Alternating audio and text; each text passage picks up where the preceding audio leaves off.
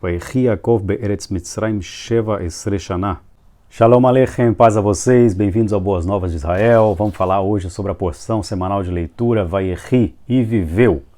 Um pouco tempo aqui, antes de entrar Shabbat, então vamos gravar um vídeo não tão longo. Olha só, dia chuvoso aqui na cidade de Tiberíades. A gente tem uma vista maravilhosa aqui, apesar do dia chuvoso, um pouco nublado.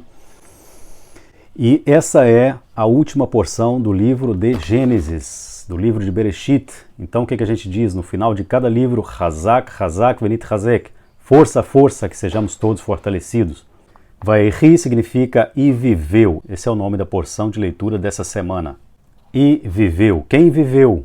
Aqui se refere ao nosso patriarca Yaakov, ou Jacó. Mas a pergunta mais importante não é quem viveu, senão como ele viveu. Como foi a sua vida? Ao longo dessa porção, ora se refere a ele como Jacó, ora se refere a ele como Israel. E assim, a gente tem um panorama de como foi a vida de Jacó desde antes da mudança do seu nome e depois também. Então a gente tem esses dois lados e nos faz lembrar também o passado de Jacó e todas as dificuldades que ele viveu ao longo da sua vida. Na porção anterior, quando o próprio faraó pergunta a sua idade, ele responde ao faraó: os dias da minha vida são 130 anos. Poucos e maus foram os dias da minha vida, nem se compara com os dias de vida dos meus pais, ele fala. Mas isso não para ser pessimista, isso para ser realista, tendo em conta todas as dificuldades e sofrimentos que ele passou na sua vida. E mesmo assim, ele abençoa a vida de Faraó e sai da sua presença. Agora, nessa situação aqui, Yaakov tem 147 anos, e eu fico imaginando que esses 17 anos, né, do 130 até o 147, que foi o final da sua vida, cada minuto, cada momento que o próprio Yosef, José, aproveitou, né, porque depois de ter passado 22 anos longe da casa do seu pai, ele agora reencontra, e esses 17 anos eu fico imaginando que ele aproveitou muito o seu pai. E Yaakov aqui ele é bem enfático com José, e faz José jurar que não vai enterrar ele no Egito. Isso mostra pra gente a conexão que ele tinha com Israel e toda a promessa que Deus tinha dado a ele com relação à terra. Ele é firme nisso, ele faz José fazer esse juramento de que não vai enterrar a ele na terra do Egito. Isso mostra a forte conexão que ele tem com a terra de Israel, respeitando a promessa que Deus deu a ele, e o aspecto passageiro na terra do Egito. Então aqui, quando José se apresenta ao seu pai e leva com ele seus dois filhos, Efraim e Menashe, Jacó fala algo muito curioso, ou pergunta algo muito curioso. Ele diz assim: quem são esses? Por que será que ele pergunta isso? Durante esses 17 anos, ele já conhecia os filhos de José. José já tinha os seus filhos, ou seja, já haviam nascido. Então, com certeza, ele tinha uma convivência. Essa pergunta, quem são eles, ela não é exatamente para saber quem são. Ela é muito mais profunda. E se a gente analisar, ele fez uma pergunta muito parecida que o seu pai fez a ele quando ele se apresenta, quando ele chega antes de Saul para receber a bênção. Isaac pergunta assim: quem é você, meu filho? E a outra coisa que ele faz muito parecida é colocar a mão direita na cabeça de Efraim, sendo que Efraim era o filho menor. O primogênito era Menashe. Então José ele tenta consertar a situação, fala: não, pai, não é por aí, esse é o filho maior, coloca a sua mão direita na cabeça de Menashe, que é o filho primogênito, mas ele fala não, e na verdade ele cruza as mãos. A ordem correta seria colocar uma mão aqui, a outra aqui, mas ele faz esse cruzado de mãos aqui, dessa maneira. Então José acha aquilo estranho. Ele fala: não, pai, não está correto isso. Ele fala: eu sei, meu filho, ele também vai ser grande, ele também vai ser abençoado, mas esse vai ser maior do que esse. Então a gente com isso entende e pensa que a ordem de Deus, ela muitas vezes não é lógica, muitas vezes não é cronológica, e nem sempre o primeiro será o primeiro, muitas vezes o último será o primeiro. Então ele os abençoou e disse: em ti abençoará Israel, dizendo: Deus te faça como Efraim e como Menashe. Essa é uma bênção que nós dizemos até o dia de hoje. Inclusive ela está no Sidur. A gente pelo menos 2 vezes ao dia, ao abençoar os nossos filhos, nós falamos essas palavras: Simcha Elohim que Efraim vechi Menashe. Que Deus te faça como Efraim e como Menashe. E disse também: eu vou morrer, mas Deus estará com vocês e os fará voltar à terra dos seus pais. De novo, a conexão com a terra de Israel, a terra da promessa, para que não se esqueçam, apesar de que vão passar vários anos naquela terra, que Deus já havia mostrado a Abraão, que eles seriam escravos nessa terra, que se levantaria outro faraó, que não é este faraó, a gente vai ver agora no livro de Shemot, na próxima porção, que vai se levantar outro faraó que não é bom como esse, e os vai escravizar. Mas lembre-se, Deus estará com vocês e os fará voltar à terra dos seus pais. Jacó também chama todos os seus filhos, reúne todos os filhos dele e fala palavras aqui que são palavras proféticas. Ele diz: reúnam-se e eu declararei o que há de acontecer nos últimos dias. E aqui em hebraico a expressão é Acharit Ayamim, os últimos tempos, os últimos dias. Então todas as palavras que ele dirige a cada um dos seus filhos, ela não fala somente do presente, do panorama atual dos seus filhos, ele fala dos últimos tempos. E o que são os últimos tempos? É a conclusão dos séculos. Muitos veem isso como o fechamento de um século, o fechamento de uma era, a qual terminará a ordem desse mundo para o mundo vindouro, ou para uma era messiânica.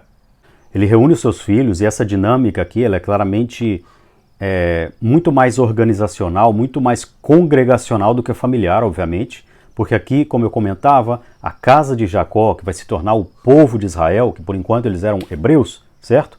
Vocês lembram que quando Faraó mandou chamar a José, quando ele estava ainda encarcerado na prisão, ele disse, eu lembro de um jovem, né? Um jovem hebreu que interpretava sonhos. Então, eles eram considerados hebreus, certo? A gente vê que Abraão é o primeiro hebreu, e essa expressão vem de Ever, né? Que foi um antepassado de Abraão. Eles trouxeram esse nome, que significa aquele que atravessa, aquele que está além, Ever Yarden, aqueles que vieram, que passaram de além do Jordão para esse lado. Então eles são os hebreus ainda, eles são a casa de Jacó, que vai se tornar o povo de Israel, se vai consolidar, a gente vai ver no livro de Shemot, quando eles recebem a Torá. Mas aqui eles se formam a nação, como Deus já prometeu ao próprio Jacó, não temas em descer ao Egito, lá eu te estabelecerei como uma nação. E aqui, ao reunir o povo, ele fala essas palavras que se referem aos últimos dias. Então, para cada um dos filhos, de acordo com o procedimento deles, de acordo com o futuro de cada uma das tribos, ele lança essas palavras. A palavra mais conhecida é essa que ele fala a Judá, que ele diz, o cetro não se arredará de Judá até que venha Shiló, e a ele congregará os povos. O cetro de Judá se refere ao reinado, e a gente sabe que daí, da tribo de Judá, veio o próprio rei David. Como diz em Ezequiel 37, o meu servo David reinará sobre eles. Aqui, se referindo a David, já como a figura messiânica que reinará para sempre sobre Israel. A gente sabe que o reino dele foi muito completo, ele reinou 40 anos, né, em Judá, em Israel, mas muitas vezes o Tanar, os Salmos e os profetas, ao se referir a David, ele está se referindo ao próprio Messias em si. E a palavra Shiló, que aparece aqui também, até que venha Shiló, se refere até que venha Mashiach, até que venha o Messias. Então, Jacó termina suas palavras, falando a todos os seus filhos, e ele reforça o seu pedido de que ele não seja enterrado na terra do Egito. De novo, conexão com Israel. Vamos voltar a subir à terra dos nossos pais. E o seu enterro é tão significativo, é tão movimentado, é tão impactante. Subiram com José para enterrar o seu pai todos os servos de Faraó, os anciãos da sua casa e todos os anciãos da terra do Egito, toda a casa de Israel e os seus irmãos. Em Israel atual, no dia 28 de setembro de 2016, falece Shimon Peres, e muitas pessoas fazem uma conexão entre o enterro de Shimon Peres e o enterro de Jacó. Shimon Peres, que foi um parlamentar, um estadista muito famoso, muito conhecido, pelos acordos de paz que ele fez, e ele também foi premiado com o Prêmio Nobel da Paz. Ele teve um enterro muito assistido, inclusive 70 líderes de todas as nações vieram para assistir o enterro de Shimon Peres.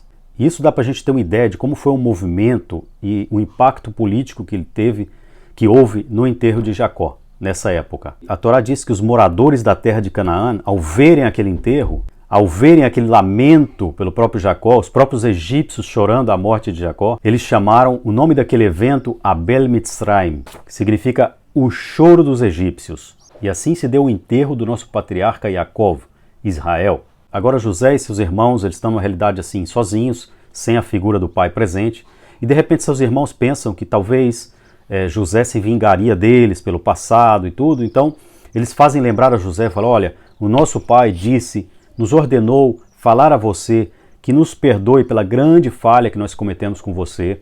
E eles realmente se arrependeram, foi muito claro esse arrependimento, e também foi muito claro o perdão de José, que diz a eles assim, olha, não se preocupem, vocês pensaram mal de mim, mas teve um propósito que Deus me trouxe aqui para salvar a vida de vocês e agora eu vou sustentar vocês nessa realidade aqui nessa terra. Então é muito claro aqui o arrependimento dos irmãos e o mais importante, o perdão de José a eles.